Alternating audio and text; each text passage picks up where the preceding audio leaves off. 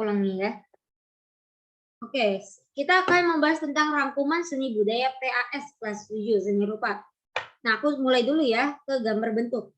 Menggambar bentuk adalah memindahkan objek atau benda-benda yang ada di sekitar kita dengan tepat seperti keadaan benda yang sebenarnya menurut arah pandang dan cahaya yang ada. Oke, bisa dilanjutkan? Oh iya, jadi aku tadi ketemu di Wikipedia penjelasan dari perspektif, proporsi, komposisi, sama gelap terang. Tunggu, aku Jadi coba perspektif. sesuaikan dengan buku ya. Oh iya, boleh. Biar takutnya aku juga ada yang salah kan. Coba. Teknik dalam gambar bentuk itu di buku di halaman berapa ya? Aku nggak ada. Ya, ayo coba dijelaskan. Maaf. Oke, jadi aku temunya perspektif adalah cara menggambar suatu benda pada permukaan yang mendatar sebagaimana yang terlihat oleh mata dengan 3 dimensi atau sudut pandang, dari panjang, lebar, dan tingginya. Tunggu, aku coba sesuaikan. Tunggu ya, aku soalnya. Kalau di buku emang agak-agak gimana. Aku pun juga lupa. Kalau nggak salah di halaman berapa.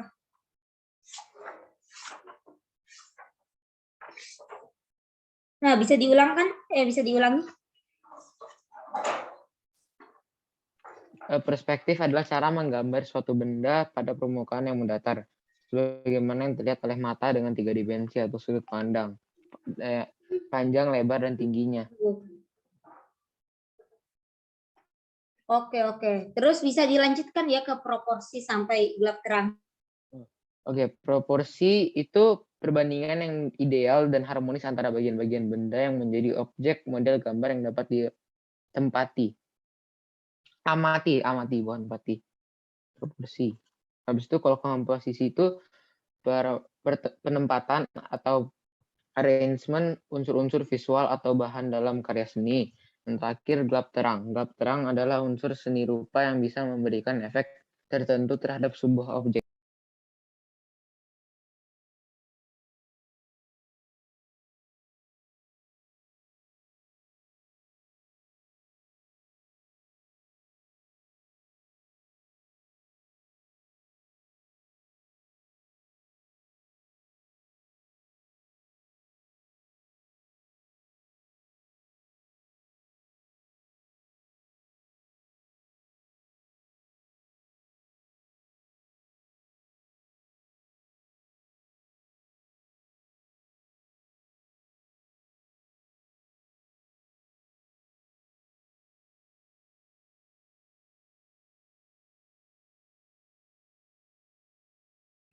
Kayaknya Antares masih nge-unmute. Masih nge-mute. Oh iya, maaf. Oh, ini pantesan dari tadi aku pikir kayak nggak kedengeran gitu suara. Oh iya, maaf. Aku ulangi ya.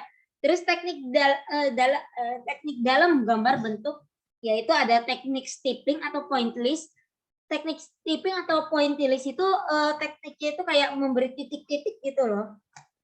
Ini aku ingat ya dari PTS, aku ingat banget itu. Aku ngajar itu dari jam 4 sampai jam 6. Soalnya banyak materi seni rupa sebenarnya. Iya, terima kasih ya. Nisa, oke aku lanjut. Ya, di situ teknik Dussel. Teknik Dussel itu kayak teknik arsir, cuman lebih halus gitu loh. Gimana ya? Aku coba cari di buku dulu. Nah, ragam bentuk. Nah, teknik arsir, astagfirullah. Tunggu ya, sabar. Nggak ada lagi. Ada sih. Nah, teknik arsir yaitu teknik menggambar bentuk teknik Dussel, yaitu teknik menggambar bentuk dengan menentukan gelap terang objek yang menggunakan pensil gambar yang digoreskan pada posisi miring. Nah, itu. Ini sebenarnya di buku komplit. Antares, tadi boleh diulang nggak Antares?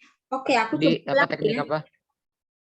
Teknik Dussel adalah teknik menggambar bentuk dengan menentukan gelap terang objek gambar dengan menggunakan pensil gambar yang digoreskan dalam posisi miring.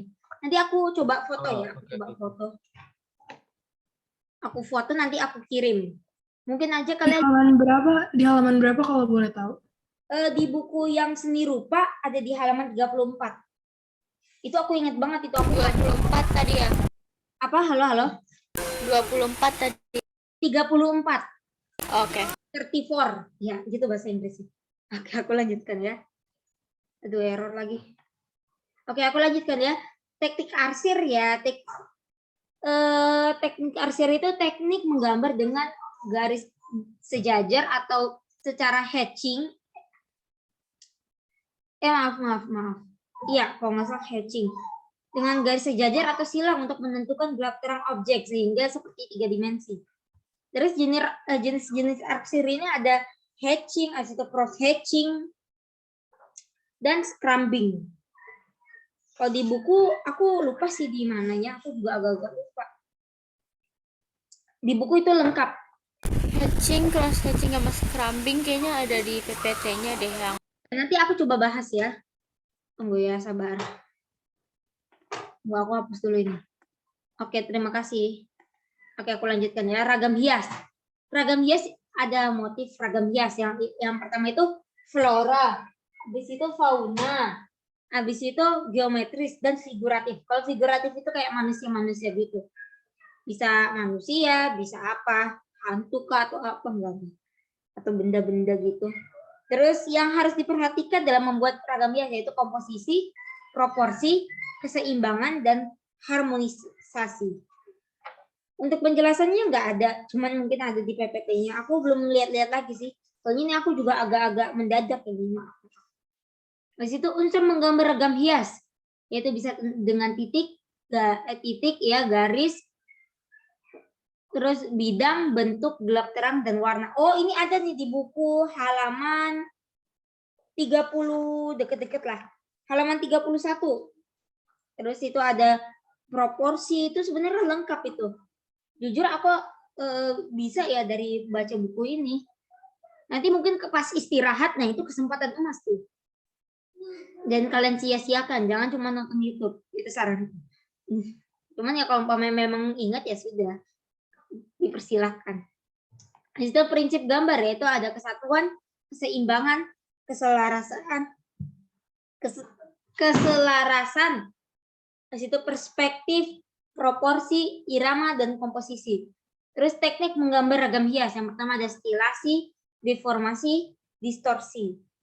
Nanti mungkin ada PPT-nya, cuma nanti aja ya. Di situ tipografi. Ini aku agak main cepat. Tipografi adalah ilmu dalam memilih dan menata huruf dengan pengaturan penyebarannya pada ruang-ruang yang tersedia. Sehingga dapat menolong pembaca untuk mendapatkan kenyamanan membaca semaksimal mungkin.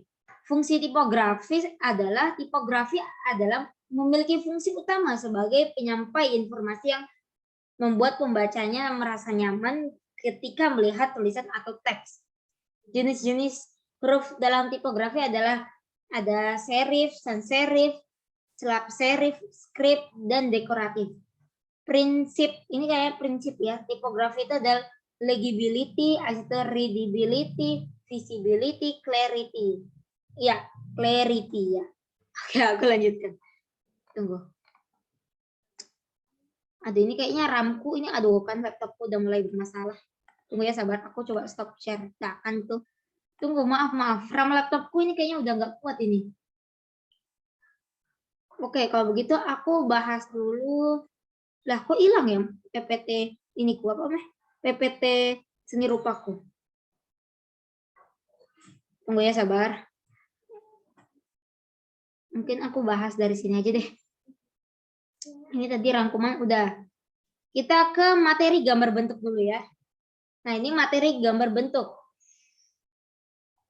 Ini part 2, berarti ada part 1-nya seharusnya. Gambar bentuk part 1. Ah, ini ragam hias. Ini lengkap ini. Iya, ini lengkap banget ini pasti. Oke, cuman kita ke ragam bentuk aja deh. Gambar bentuk. Nah, ini materi gambar bentuk. Nah, macam-macam gambar bentuk kita ada 3, yaitu bentuk kubistis, ya, contohnya lemari, meja, kursi, kardus, kulkas, dan lain-lain. Terus bentuk bebas, contoh kain, buah-buahan, sayur-sayuran, dan lain-lain. Habis itu bentuk silindris, contoh gelas, botol, teko, dan lain-lain. Nah, ini contohnya, ini kubistis, bangunan yang berbentuk kotak. Pokoknya kubis itu ya kotak, kubus.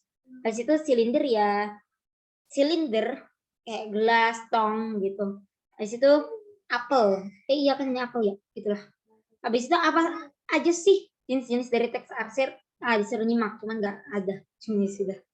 Oh ini tuh. Habis itu arisan satu arah yaitu hatch atau hatching. Caranya pensil digerakkan dalam arah-arah yang sama sehingga terlihat barisan yang sejajar dan terarah.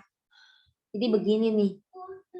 Habis itu arsiran searah, kontur atau kontur hatching. Caranya goresan pada pensil mengikuti bentuk kontur bidang yang akan diarsir sehingga akan terlihat volume pada benda tersebut. Jadi begini ya. Jadinya diikuti nih, umpamanya kayak lingkaran gitu, jadi diikutin gitu. Habis itu arsiran silang atau cross hatching. Caranya hampir mirip dengan teknik arsiran satu arah, tapi jenis arsiran goresannya terlihat tampak saling berpotongan. Jadi kayak gini, ini saling berpotongan. Di sini ini scrambling, jadi bebas. Caranya goresan pensil tidak beraturan dan berbentuk coretan bebas. Jadi mau diputer-puter atau gimana. Nah ini ada dari yang paling terang ke dark atau gelap. Oke, aku lanjutkan ya. Habis itu belajar dasar menggambar teknik arsir. Cara membuatnya adalah kalian membentuk kotak terlebih dahulu dan arsir setiap kotak menggunakan pensil dengan tekanan yang berbeda. Terakhir, lihat dan bandingkan intensitas gelap terang yang dihasilkan pada masing-masing pensil. Nah ini dari 2H, habis itu 3B, habis itu 4B. Jadi kalau umpamanya ditanya apa ya? Kalau kalian ingat apa namanya? Yang guru PKM atau Pak Murda, aku nggak tahu yang kalau yang ngajar kelas kalian itu guru PKM atau Pak Murda. Itu kalau umpamanya ada soal yang menggunakan yang paling gelap ya, berarti yang pensil yang paling gelap. Nanti masuk lagi ya, sisa 9 menit. Oke, aku lanjutkan. Sekarang kita ke materi ragam hias. Nah, ini materi ragam hias. Contohnya menghias kotak sepatu dengan teknik kolase. Nah, ragam hias. Ragam hias atau ornamen adalah berbagai gambar bentuk hias atau motif yang biasanya dibuat secara berulang dan memiliki pola tertentu hingga mengisi seluruh area kosong pada suatu karya seperti bahan kain, guci, furnitur kayu, kulit, dan sebagainya. Contohnya kain batik menggunakan ragam hias dalam motifnya. Di Indonesia, kesenian ini telah berkembang dari sejak zaman prasejarah. Ragam hias tradisional Indonesia banyak dipengaruhi oleh lingkungan alam, flora, fauna Nusantara. Selain itu, setiap budaya yang memiliki ciri khas untuk mengiterasikan alam Nusantara dan berbagai kearifan lokal lainnya di masing-masing daerah. Jadi kayak menggambarkan kearifan lokal. Begitu. Nah, itu ragam hias. Gambar hias yang diulang-ulang berkali-kali mengikuti pola adalah ide kunci dari ragam ornamen atau ragam hias. Terus meskipun aplikasi sebenarnya adalah untuk menghias karya seni lain yang memiliki bidang permukaan kosong seperti kain, furnitur atau guci, belakangan motif dekoratif juga dapat menjadi gaya yang terdiri sendiri dalam suatu karya seni 2 dimensi seperti lukisan dan desain grafis.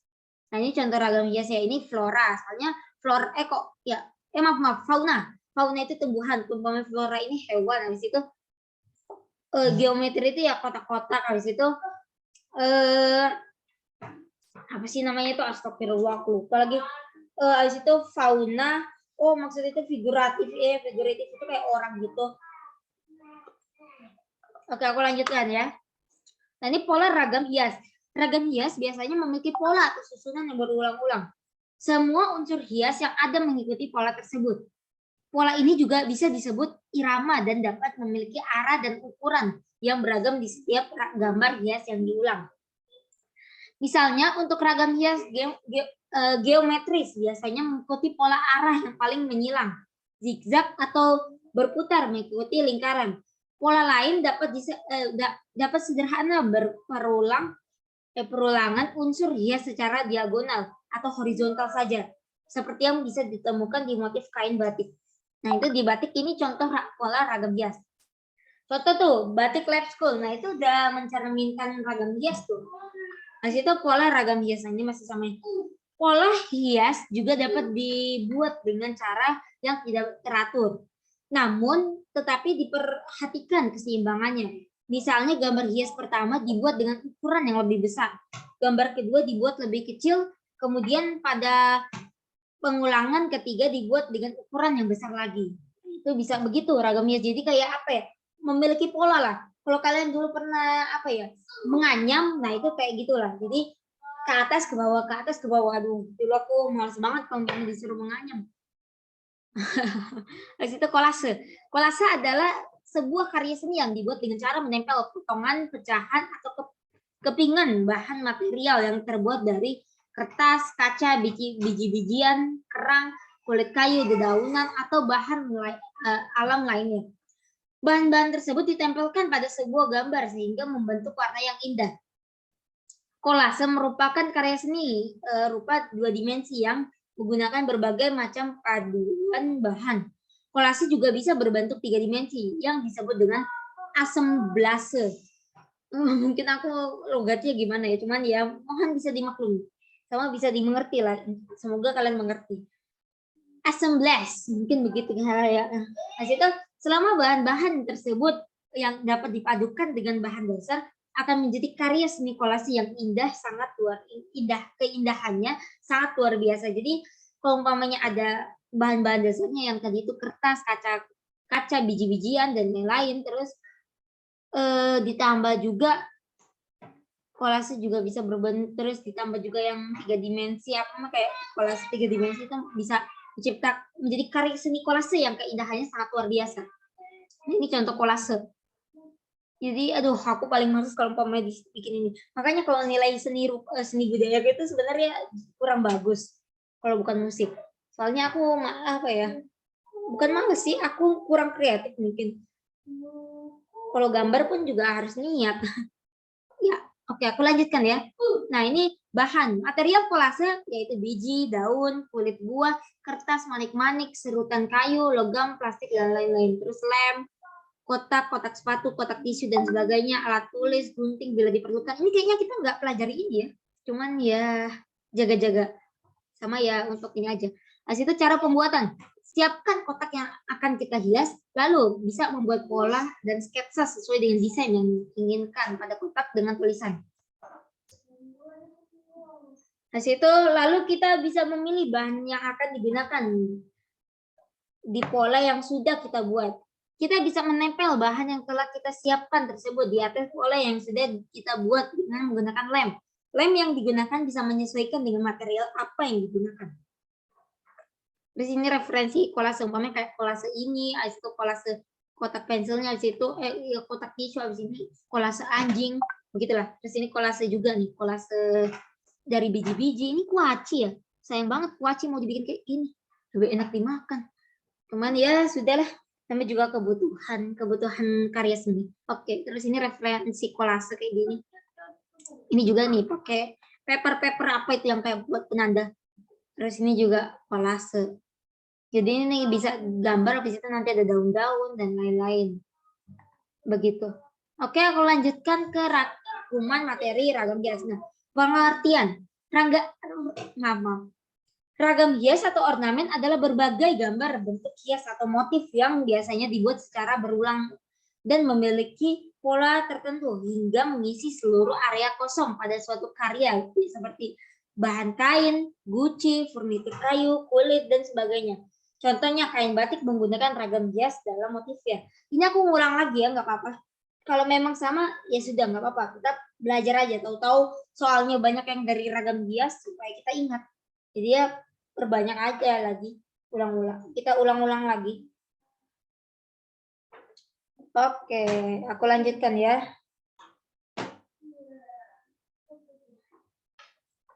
Di Indonesia, kesenian ini telah berkembang dari sejak zaman prasejarah. Ragam hias tradisional banyak dipengaruhi oleh lingkungan alam, flora, dan fauna Nusantara. Selain itu, setiap budaya juga memiliki ciri khas untuk mengiterasikan atau mengintegrasikan apa ya, pokoknya begitulah. Selain itu, ini mengiterasikan alam Nusantara dan berbagai kearifan lokal lainnya di masing-masing daerah.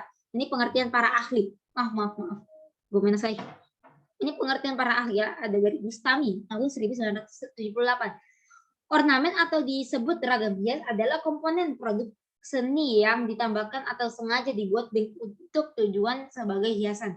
Di sini DT aku nggak tahu baca yang gimana, Siso Garang tahun 1983. Penambahan keindahan suatu bentuk dinamai ia ditempatkan dan setiap motif memiliki makna yang tersirat dalam kata-kata adatnya di samping sebagai hiasan dekoratif. Ini fungsi ragam hias nih. Fungsi ragam hias adalah untuk menambah nilai estetis atau keindahan suatu benda ataupun bidang. Fungsi ragam hias murni yaitu yang hanya berfungsi untuk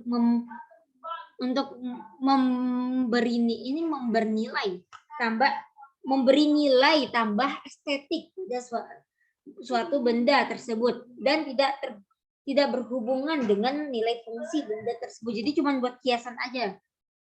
Jadi fungsinya ya nggak ada, cuma hiasan.